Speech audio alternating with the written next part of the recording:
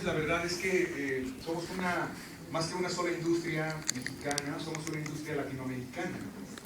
Una industria que le llega a 450 millones de consumidores de doblaje, y de eso se trata ahora el reto que tiene México, tratar de recuperar esos mercados que se nos han ido, todo ese trabajo que ya no se hace en México, ese 35% aproximadamente de doblaje que antes se hacía acá, ya no lo tenemos el 65% aproximadamente, y tenemos un porcentaje de la industria de doblaje en Latinoamérica que es muy importante, es quizás el doblaje de las series más elite, más caras, por así decirlo, pero bueno, ya no el monopolio.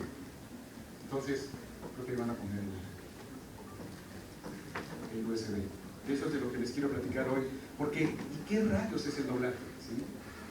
Todo el mundo obviamente lo ha visto desde que nacieron. Seguramente me han escuchado en las salas de su casa, en las tardes, viendo series y series, me han escuchado en películas, caricaturas, etc. Quizás, estudiando la carrera de comunicación, nunca se me han preguntado, ¿qué es el doblaje? ¿Cómo se hace? ¿Quién lo hace? ¿Dónde lo hace? Entonces, de eso es de lo que les quiero platicar. La definición de doblaje, primero que nada. ¿Qué es el doblaje? Porque saben que incluso a los actores que están estudiando arte dramático, alguna vez le di clases a los terceros años de la Andrés Soler, es la escuela en la que yo estudié, la escuela de la ANDA. Alguna vez dándoles clase a ellos, les pregunté, ¿qué es el doblaje? Y ni ellos, actores de tercer año en la escuela de actuación, definir qué era el doblaje. Lo más que pudieron decirme fue, el doblaje es eso de la voz de la televisión. Entonces la verdad es que si ni actores que están por terminar la carrera pueden definir el doblaje, está difícil. La definición del diccionario. El doblaje es la sustitución de los audios de una película o cualquier material del mismo personaje pero en otro idioma. Básicamente eso es el doblaje, la sustitución de audios. Obviamente no solo se dobla voz, se doblan ruidos, efectos, se dobla, también se le dice así, doble de cuerpo a la gente que pone el cuerpo para que las estrellas de alguna película no se lastimen o no se les dan las estrías, o etc. Entonces, el doblaje de todo y ha existido desde hace mucho, pero ya como industria, el doblaje es esto que les digo, la sustitución de audios. Hay gente que dice que es una postproducción nada más, y lo es. De hecho, el doblaje aparece al final casi de cualquier producción de audiovisual, serie de televisión, película, las películas de Disney que se estrenan en cine, Moana, que está próxima a estrenarse, o Angry Birds, o la que me digan. El momento de entrada del doblaje es al final, durante la postproducción, cuando se está corrigiendo el color, cuando se está terminando de mezclar el audio en las películas en Estados Unidos, al mismo tiempo se está grabando y mezclando el doblaje de la versión en español. Entonces sí es una postproducción, sucede al final, ¿sí? Hay gente que dice que el doblaje es una porquería, es una cochinada, no debería existir. ¿Para qué existe el doblaje? Nada más echa a perder, destruye el material original. Los actores de doblaje deberían dedicarse a otra cosa, las actrices también. El doblaje debería desaparecer.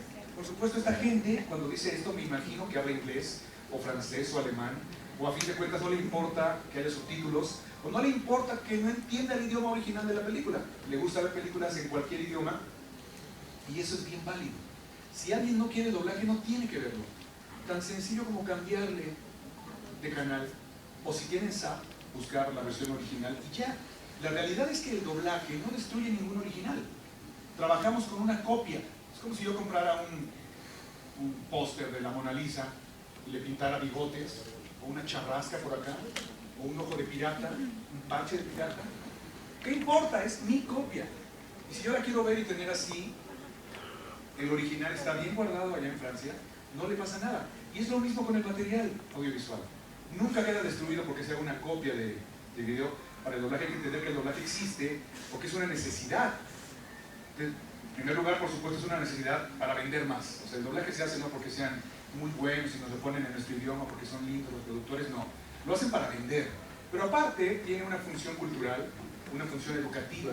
En este país hay mucha gente analfabeta o semianalfabeta, hay débiles visuales, ¿sí? Hay gente ciega que, si no fuera por el doblaje, no se enteraría, si no entiende inglés, de qué sucede en una película que nada más puede escuchar. Entonces tiene también esa función el doblaje. La última definición es la que me gusta, que es la mía, obviamente. El doblaje es una expresión artística. El doblaje es una especialidad de la actuación. Por ahí andan diciendo que dije, o se malinterpretó, que el doblaje no es una carrera. Por supuesto que hay una carrera de actuación de actores y actrices de doblaje, pero no se llama así la carrera, se llama actuación. La gente que quiere dedicarse al doblaje, actores y actrices, son actores por vocación. Y el doblaje es una especialidad. Como expresión artística es una especialidad de la actuación. Así que eso es lo que a mí me gusta pensar del doblaje. En México lo hacemos actores y actrices, a diferencia de Argentina. En Argentina, por ejemplo, el doblaje se mira a través de la locución. La gente que quiere aprender doblaje en Argentina estudia locución, y ahí estudian una materia que ellos necesitan, que se llama español neutro, que básicamente viene a resumir hablar bien el español y pronunciarlo como se escribe, cómo se acentúa y cómo se puntualiza. Así de fácil. La gente que hacemos doblaje en este país, en México, así hablamos, como está escrito. No podemos hablar como la gente que dice, tu mamá, ahí viene. No, el doblaje dice, ahí viene. ¿Vas a trabajar? No, sí. No. Pues sí. Todas las letras, todos los puntos, todas las comas tienen que funcionar en doblaje y tienen que tener una muy buena dicción. Eso es lo que en Latinoamérica se conoce como español neutro. Aquí en México es básicamente la forma en la que hablamos. Tenemos esa gran ventaja sobre todo Latinoamérica. Así hablamos en México.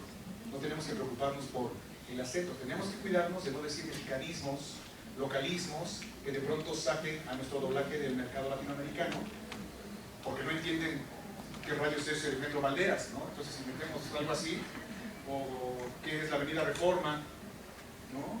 O voy a la Basílica, o sea, no, esas cosas tenemos que quitarlas del doblaje, a no ser que el cliente nos las pida. Pero si no es así, respetamos la traducción tal cual. Entonces, es una expresión artística.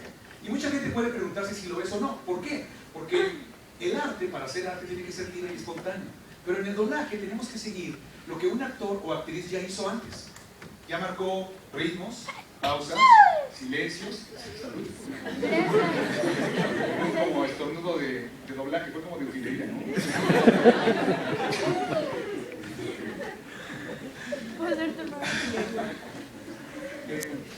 ¿Qué les estaba contando? Les estaba diciendo de... que ya habían marcado algo. Sí, tenemos que seguir lo que ya está marcado. Entonces, ¿podemos ser libres y espontáneos en doblaje o no?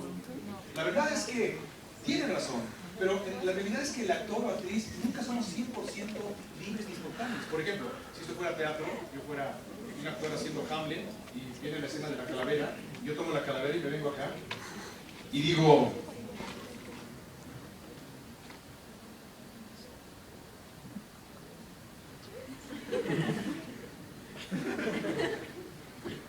No me escuchó nadie. La verdad es que un actor en teatro no es libre de hacer lo que quiera. Tiene que proyectar la voz para que lo escuchen. Entonces, de forma antinatural, en teatro hacemos ¿ser o no ser? Esa es la cuestión.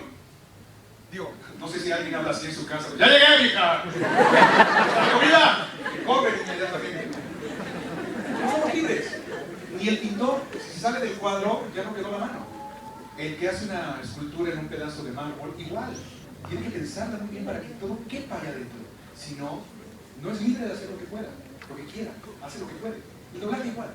El doblaje tiene que seguir esto que ya está marcado. Sin embargo, ¿se puede crear arte a pesar de que está acotado? Sí se puede. Y yo lo he visto, y lo he visto suceder todos los días desde hace 33 años. El doblaje es como si tuvieran una pared de ladrillo y le quitan un ladrillo y ponen otro, que es cambiar el idioma. Y luego yo les preguntara, ¿qué ladrillo cambié? Y no supieran decirme qué ladrillo fue. Eso es doblaje. El doblaje no se tiene que notar, el doblaje no tiene que estorbar. El mejor doblaje es una tragedia. El mejor doblaje es el que nadie se da cuenta, el que se les olvida como público que está doblado. Si ustedes están todo el tiempo pensando, qué mal doblaje, qué fea voz, qué feo... Está mal.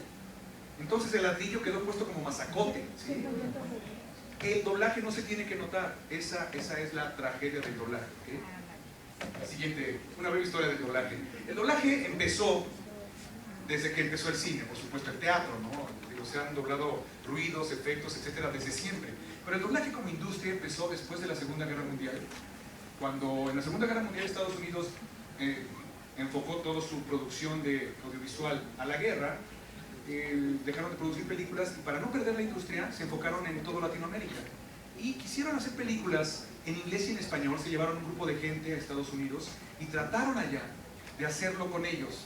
Trataron de hacer películas en inglés por la mañana y en español por la tarde, pero no funcionó, les faltaba gente, a pesar de que se llevaron a mucha gente, no se podía. Y luego pensaron, ok, lo hacemos en inglés y luego buscamos las escenas más perfectas, las que vamos a utilizar para armar la película, las doblamos, pero de todos modos faltaba gente. Querían una persona, una actriz y actor por cada uno de los actrices y actores que estaban en la película. No funcionó, sin embargo, un grupo de gente aprendió a hacer doblaje y en algún momento acabó la guerra, Estados Unidos retomó su producción y esta gente regresó a México.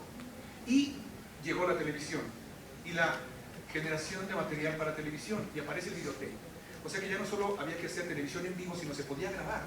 Y México empezó a producir y a producir y a producir horas para televisión. Pero aún así no llenaba las horas que quería llenar. Y pensaron, ¿de dónde sacamos material? De Estados Unidos. Nos llevan una delantera muy grande, tienen una producción muy grande, vamos a traer series familiares, infantiles, y las programamos en horarios que deban ser, y vamos a comprar ese material. Y dijeron, perfecto, ¿qué traemos? Pues una serie infantil, ¿qué les parece Rin Tin Tin? ¿Qué puede ser más familiar y más infantil que Rin Tin Tin, un niño y su perro?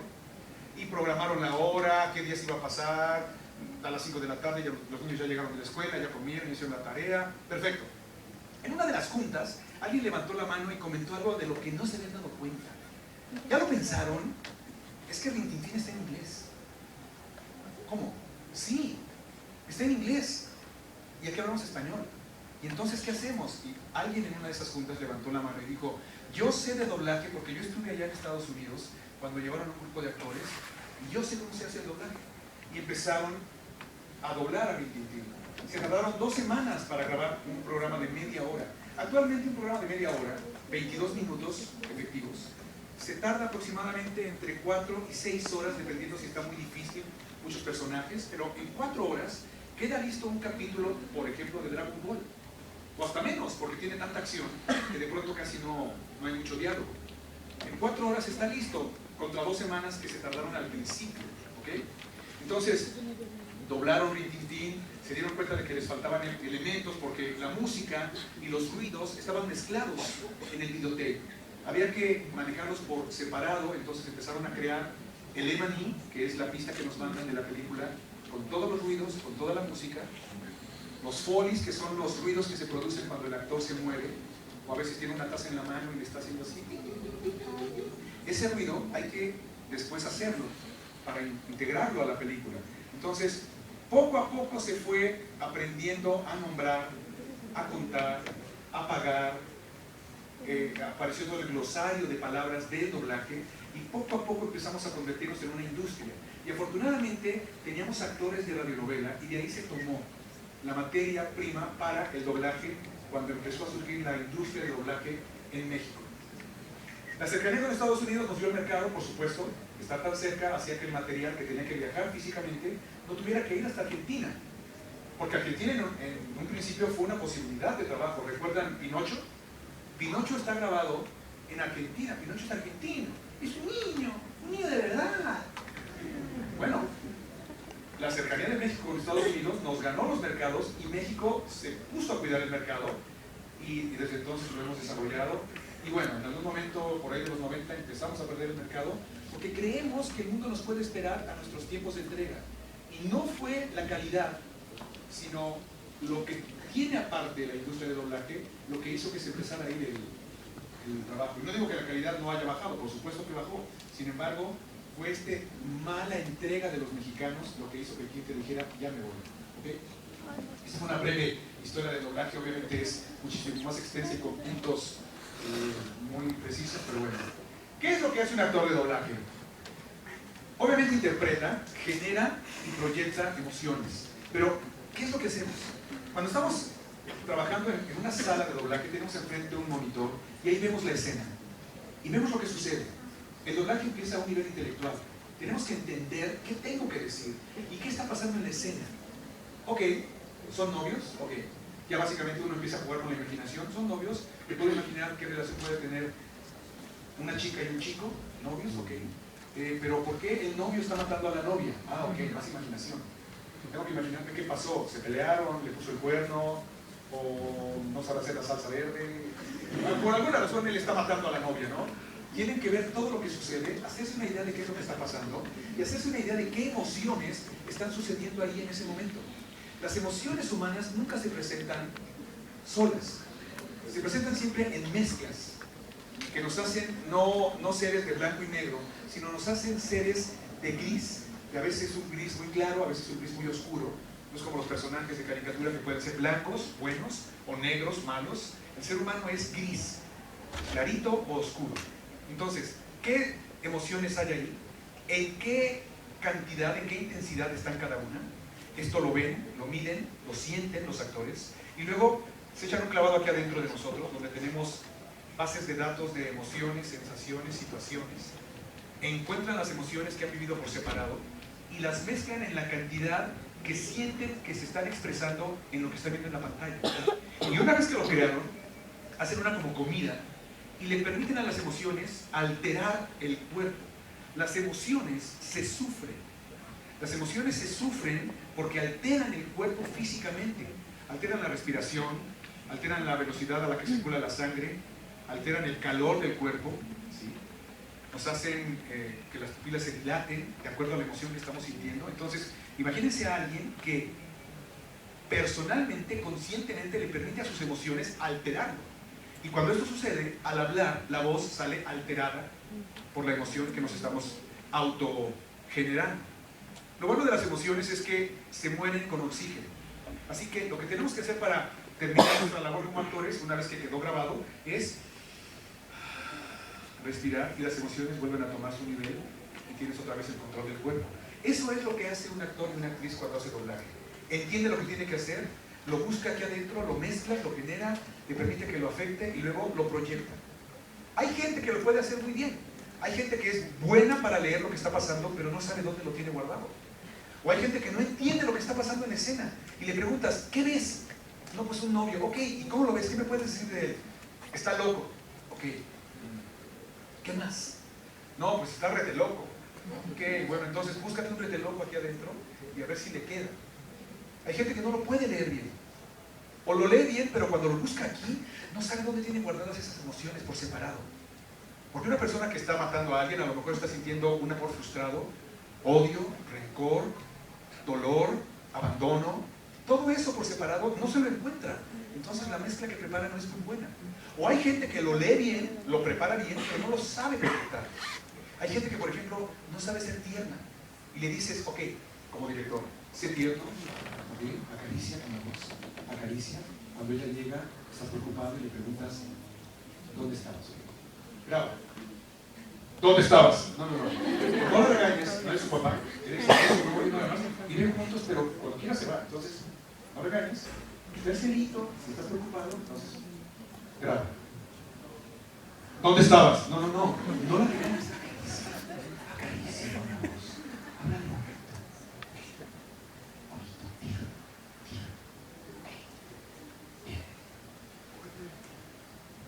¿Dónde estabas? Está sintiendo ternura, pero no la sabe proyectar. Hay gente que no hace todo el proceso. Y para ser un buen actor o una buena actriz hay que entender lo que hay que hacer, tener la sensibilidad de generarlo y la capacidad de proyectarlo. Eso es un actor de doblaje. ¿Okay? Siguiente. ¿Qué hace un director? El director de doblaje dirige a los actores. Es una persona que les indica lo que tienen que hacer, porque los actores y actrices cuando llegan no han visto nada. No han visto la película, no han visto el capítulo, no saben de qué se trata. El director les tiene que indicar, guiar de qué se trata el personaje, qué personaje es, cuáles son sus motivaciones, y tiene que estar ahí sin estorbar, porque no se trata de que el director les diga lo que tienen que hacer y les marque el tono, sino que el actor o actriz tiene que llegar solo y el director le va diciendo, aquí no le grites, no, mira, llévalo para acá, un poco más suave, ahora, pero cuidado, si le dices eso, va a pensar que no te importa, no, aquí, y lo vas llevando hasta que el actor y actriz llega solito a donde el director quiere que llegue. Pero la labor creativa tiene que ser del actor y de la actriz, no del director, porque si no, pues seríamos como robots y alguien nos diría qué tenemos que hacer. ¿Okay? Esa es la labor del director. Siguiente. Gracias. la interacción entre el traductor, director, actor e incluso, aquí nos falta el ingeniero. ¿Sí? La punta de la pirámide del doblaje son los actores, son los que dan la cara y son los que se llevan los aplausos al final. Cuando la gente ve un programa no piensa quién lo tradujo, quién dirigió, el ingeniero no. Si les gusta el personaje, el actor o actriz que lo interpreta, ¡wow! Pero la verdad es que el doblaje es un trabajo de equipo. Es muy importante la labor, la base es la traducción, adaptación, porque hay que primero traducir y entender la idea, pero hay que ponerla en golpes o sílabas que correspondan a los golpes que tenemos en inglés. Y el inglés contra el español tienen una relación como de 3 a 5. Lo que en inglés utilizan 3 palabras para expresar una idea, en español utilizamos 5. ¿Sí? Y a la hora de que son 40 palabras, imagínense, entonces el traductor tiene que traducir, darnos la idea, pero aparte adaptar, quitar palabras para que caigan los golpes exactos de lo que tenemos que hacer. Es muy sencillo. What are you doing? ¿Qué estás haciendo? Son los mismos golpes, ¿entienden? Es así, es un ejemplo burdo, pero esto es lo que hace el traductor. Y aparte, al hablar tenemos las labiales, las letras en las que cerramos la boca. M's, B's, P's, F's, W's. Entonces hay que hacer coincidir labiales que están en inglés, hey, what's happening, con labiales que están en español. Hey, ¿qué está pasando? Para que la P de happening caiga con la P de pasando, ¿se entiende? Parece muy sencillo, se escucha muy sencillo, pero es muy complicado. Cuando son textos con una complejidad en el mensaje, es difícil a veces transportarlo y encontrar la adaptación correcta, pero bueno, es la base. Sobre eso trabaja el director, que entiende la película y va a lograr el cambio de idiosincrasia. Cuando doblamos, no solo pasamos de un idioma a otro, pasamos de una idiosincrasia a otra, la idiosincrasia gringa, la idiosincrasia mexicana. ¿Cómo sentimos y expresamos las emociones como pueblo, como país y como región Latinoamérica? Es muy diferente a como lo hace Estados Unidos, ¿se entiende? Entonces el director se encarga de esto, tiene que encargarse de que los valores que tienen un peso en Estados Unidos en inglés se transporten al peso que tienen los valores en México y Latinoamérica. Esa es la labor de él. Y el actor interpreta, la actriz interpreta las emociones, los personajes, ¿sí? Y hay un ingeniero que está grabando y la toma tiene que quedar correcta en niveles. No puede quedar saturada, no puede quedar con un nivel bajo. Entonces, la realidad es que el doblaje es un trabajo de equipo muy cercano en el momento en que el doblaje se produce, en el momento en que la película se dobla. Obviamente hay trabajo de oficina antes y hay trabajo de mezcla y de oficina y entrega al final. El momento de grabar es un momento muy específico, pero la realidad del doblaje es que sucede durante semanas y es un trabajo de un grupo creativo muy pegado, trabajando hombro con hombro, y es una mentira pensar, y sería tonto pensar que uno como actor es el que crea la magia. No es cierto. Uno se lleva los aplausos, uno es el que la gente va a escuchar y va a reconocer, pero hay un mundo, un ejército atrás trabajando para que el doblaje de México tenga el brillo, la fama y el prestigio que hemos logrado después de 70 años de trabajar. ¿Ok?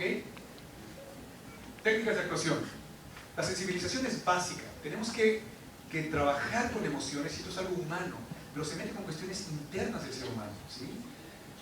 El sistema Stanislavski y el método son técnicas vivenciales, porque hay una técnica que es formal, hay una técnica de actuación en la que hacemos como que sentimos, pero eso para doblaje no funciona, porque no podemos engañar al micrófono y al oído humano, a la sensibilidad humana. Si no hay emoción, el ser humano se da cuenta. Así que para hacer doblaje hay que sentir de verdad. Por eso se utiliza la vivencia, y Stanislavski fue un director y actor ruso que puso las bases para crear un sistema de cómo trabajan los actores. Y esto se basó con los recuerdos, las memorias de vivencias. Tengo que interpretar a una persona que pierde a su esposa o a su hijo, pero yo nunca he perdido pero bueno, ya murió la abuela. ¿Qué sentí cuando murió la abuela? Entonces, ese recuerdo de esa vivencia nos ayuda a encontrar el camino emocional para llegar a la emoción que le toca interpretar al personaje que voy a actuar. ¿Okay? Y luego se desarrolló el método a partir del sistema Stanislavski. El método, la idea del método es lograr una relajación total, una concentración total, primero, antes de empezar a crear. Y después, dada la escena, la situación dada, ¿no? El novio matando a la novia, ok, ¿a qué está reaccionando el novio? ¿Cómo reacciono yo o cómo reaccionaría ante ese estímulo? ¿Y qué tan parecido es a la respuesta que tiene el personaje que estoy viendo en la pantalla? Y si es muy diferente, ¿por qué es tan diferente la reacción del personaje comparada contra la mía? Entonces se trabaja desde la esfera del personaje, desde la esfera del actor. El actor con sus medios empieza a entender, a estudiar, a analizar al personaje que va a interpretar hasta que lo entiende y se convierte en el personaje. Y todo lo que dice y hace tiene sentido porque ya entiende por qué reacciona de la manera que lo hace, aunque sea muy diferente a la forma en la que uno como actor, como persona, reaccionaría. ¿Okay? Tiene que haber verdad, tiene que ser orgánico para que la gente lo sienta. Si la gente no lo siente, no funciona. No hay que hacer como que sentimos, hay que sentir. Y a veces son cosas sencillas porque si tengo que interpretar a un padre de familia, yo soy padre de familia. Pero cuando tengo que interpretar a Goku, por ejemplo, Goku es un extraterrestre, es un Saiyajin, es un superhéroe. Hay elementos que son parecidos al mexicano, es mal padre, no trabaja, vive del dinero de la esposa, es mal marido. Pero hay elementos que son completamente, le salen poderes de las manos, vuelan, se teletransportan. Y me tengo que creer todo eso, porque si yo no me lo creo y lo genero, la gente no se lo cree. Yo me tengo que creer que cuando me convierto en Super Saiyajin, me convierto en Super Saiyajin. Y de verdad se incendia el aire a mi alrededor. Si no lo creo, no funciona y la gente se da cuenta. Tiene que ser de verdad para que funcione. ¿Ok? El doblaje obviamente interpreta cualquier estilo de actuación, drama, las películas, ¿no? Los grandes thrillers, la comedia, ¿sí? A veces nos toca interpretar sitcom. El sitcom es este tipo de comedia muy gringo que es tan difícil de interpretar. Friends, Two and a Half Men, The Big Bang Theory. Es difícil de interpretar porque es algo muy gringo. Es la forma de ser de ellos sarcástica. Y no le pegamos al 100%. A mí la verdad siempre me deja con ganas de más todo el doblaje que veo de sitcom o el doblaje que yo mismo he hecho de sitcom. Esta forma de decir de ellos, estos juegos de albur en inglés, que a veces son muy difíciles de transportar o de entender a veces, cuando utilizan nombres de políticos o gente de la comunicación o actores o actrices de Estados Unidos y que no los podemos utilizar porque o los podemos utilizar, pero acá nadie conoce al actor o a la actriz de la que están hablando. O el chiste es en inglés, ¿y cómo lo traducimos? Y además, a veces no alcanza a entrar con palabras en español la explicación del chiste o el albur en inglés. ¿Sí? Entonces, son difíciles el sitcom, de verdad que es lo que más nos cuesta trabajo. La animación, por supuesto, todas las caricaturas. En este país hay gente con una capacidad y un talento para hacer caricaturas increíbles, la verdad. No soy yo el caso, a mí afortunadamente me dan caricaturas casi de personas, no de animalitos o monstruos o robots, porque no soy muy bueno para eso. A mí me gusta más interpretar otro tipo de personajes. Pero bueno, la actuación que se utiliza en el doblaje se mete con todos los estilos de actuación que hay y que puede haber. ¿Okay? ¿Qué hacemos? Obviamente utilizamos la voz como vehículo, pero ¿saben que la voz no es más que eso? La voz en doblaje no es importante. La voz no tiene que ser buena o bella o grave o nada. Hace años, cuando en los años 60 se grababan series como Los Intocables, ahí sí era importante la voz. Los hombres hablaban como sapos, como hombres de verdad. ¡Hey, Frank Nitti! ¿Pero por qué lo dices, señor? Tenemos que acabar con ellos. Los actores, entre loop y loop, el loop es la medida del doblaje, es un pedazo de película, se manejaba película de 16 milímetros, se cortaba en pedazos, se pegaba por las esquinas y en un proyector sincrónico estaba empezando y terminando, empezando y terminando. Entre que terminaba y empezaba, los actores, los hombres hacían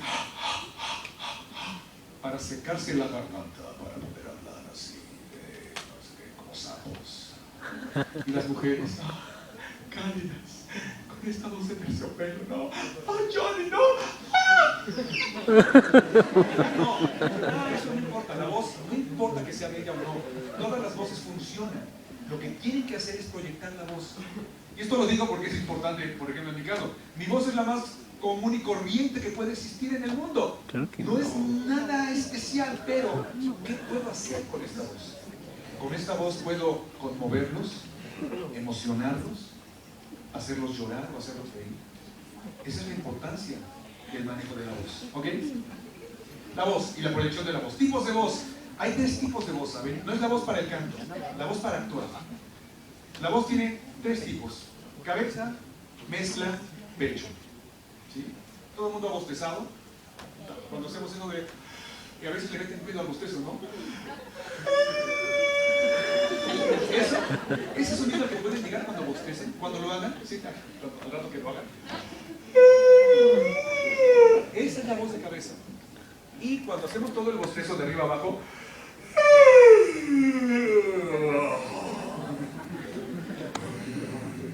esa es mi voz de pecho. Aquí tenemos un cartílago que se llama tiroides, que sube y baja.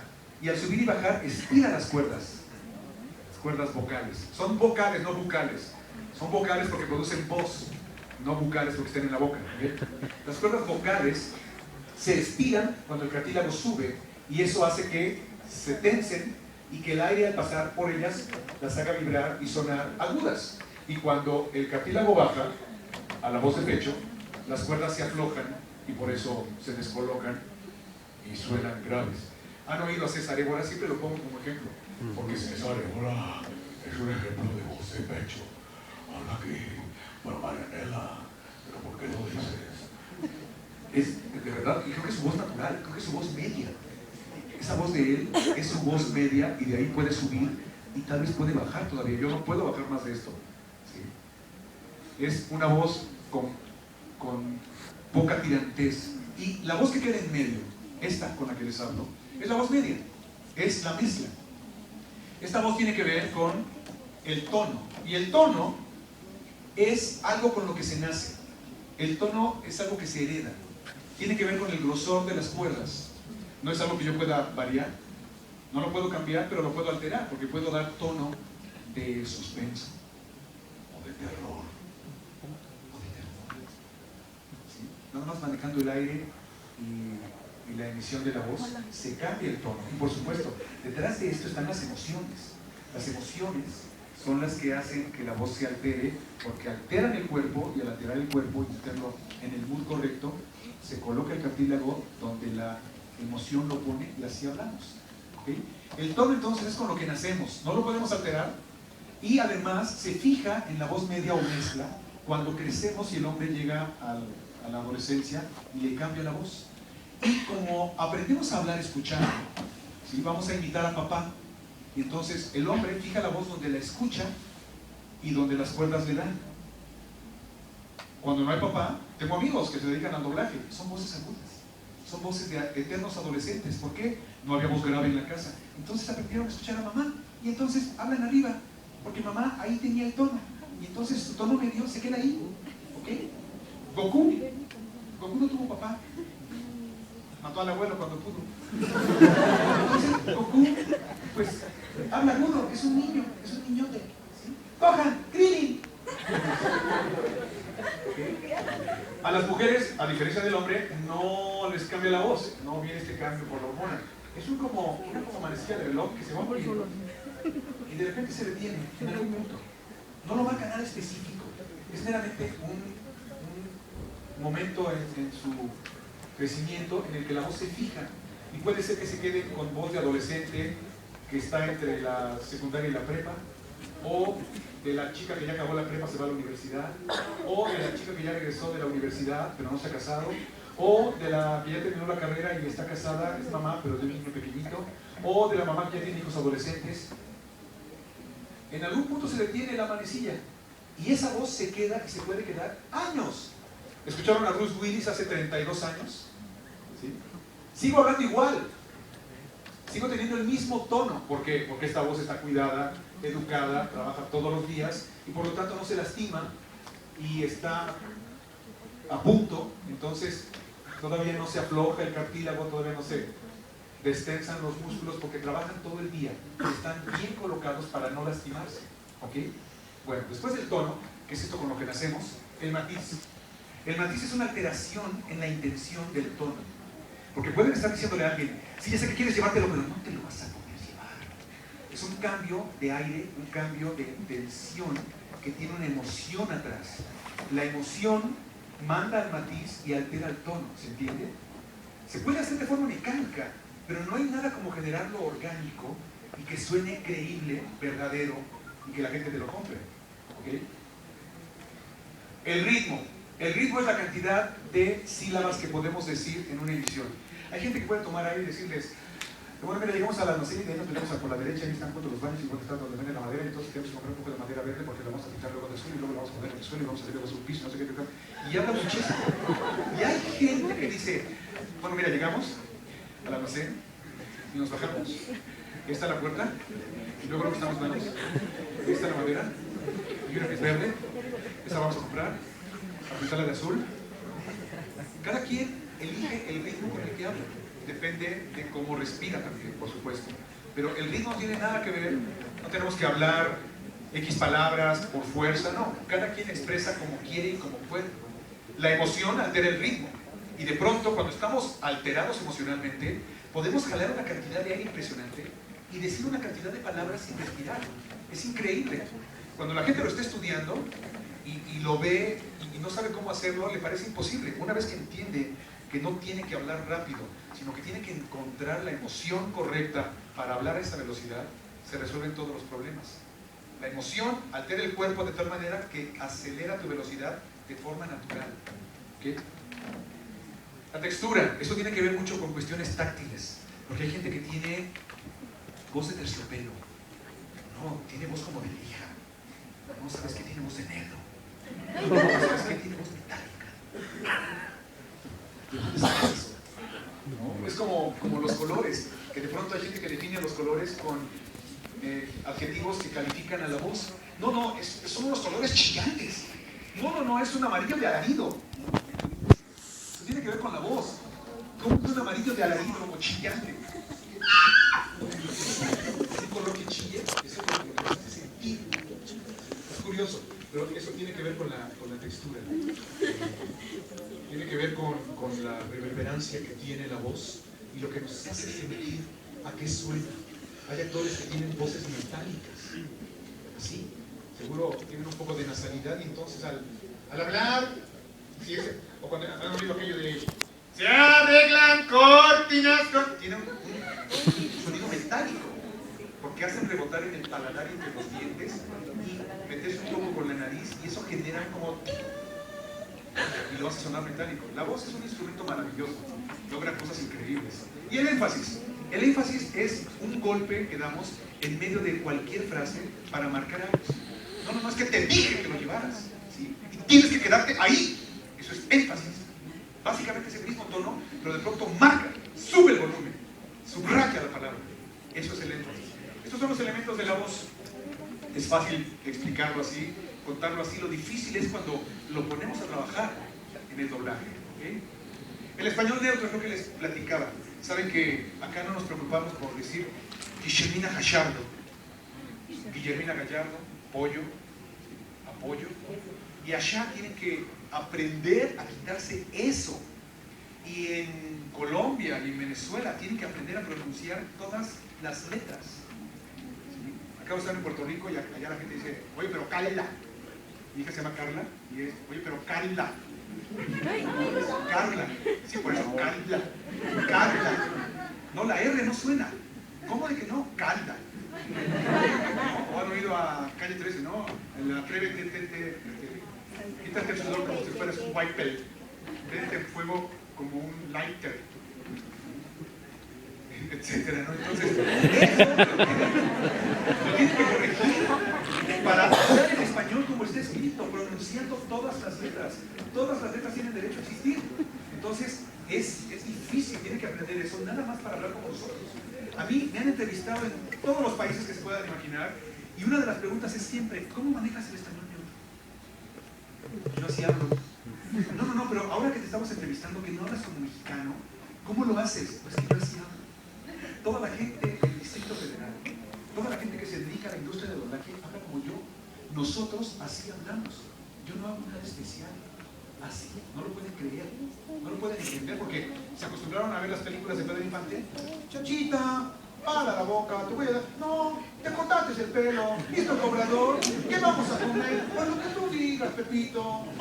Piensan que así hablamos. Se sorprenden cuando nos escuchan hablando como en el doblaje. Entonces, bueno, son cosas raras. Para ellos es un extra que tienen que poner, que para su desgracia le pega a la expresión correcta de los matices y tonos. Al cuidar el neutro nada más, tienen un handicap en contra que nosotros no tenemos. Y eso está a nuestro favor. Nosotros no es. Muy bien. La relación entre las industrias de doblaje de México con Latinoamérica. Les decía que teníamos el 100% hasta hace no muchos años. Éramos papá en el doblaje. Y ya no lo somos. Nuestra indolencia y nuestra confianza, exceso de confianza, nos ha hecho perder mucha producción, mucho porcentaje de ese 100%. Y a pesar de eso seguimos teniendo los más altos estándares de control de calidad, los más altos